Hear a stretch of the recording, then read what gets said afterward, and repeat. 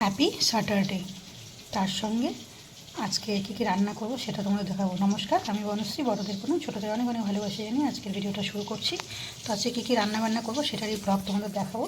দেখো, মটরের ডাল করেছি, যেহেতু আজকে নিরামিষ সেই জন্য মটরের ডাল করেছি। আর দুটো বেটে রেখেছি, এটা হচ্ছে দুপুরে, এটা হচ্ছে রাতে। তো আমি যে কোনো রান্না বেশি করলে সেটাকে দুভাগে ভাগ করে রাখি, নাহলে টক হয়ে যাবে। এখন গরমের দিন আসছে, এটাকে ঠান্ডা হয়ে গেলে এটা ফ্রিজের মধ্যে রেখে দেবো। তো চলো তারপরে কী রান্না হচ্ছে দেখি। তারপরে হচ্ছে পটল ভাজা,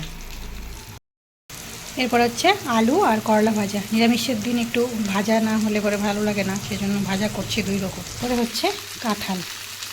নিরামিষের দিন কাঁঠাল যদি একটু তেলটা একটু বেশি লাগে, মশলা দিয়ে তেল দিয়ে করা যায়, তারপরেই ঘি গরম মশলা দেওয়া যায়।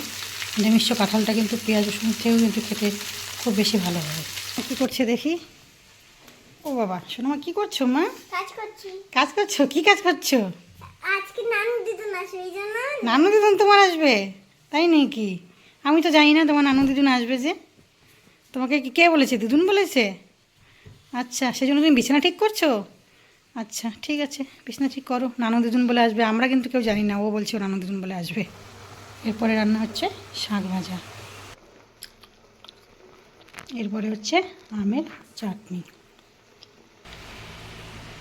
তো শেষমেশ রান্না হচ্ছে আমার আলু আর পনিরের তরকারি।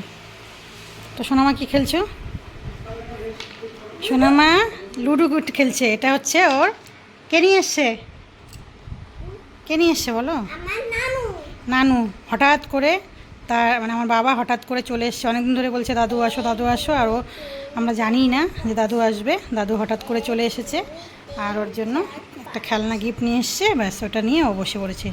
তো আজকের মতো আমার ব্লগটা শেষ করছি। তোমরা সবাই ভালো থাকবে, সুস্থ থাকবে। এরপরে আবার একটা নতুন ব্লগ নিয়ে আসবো। আজকের মতো কি ওমা, টাটা করো। আজকের মতো টাটা। তোমরা সবাই ভালো থাকবে। আজকের মতো টাটা। আবার একটা নতুন ভিডিও নিয়ে আসবো। আজকের মতো টাটা।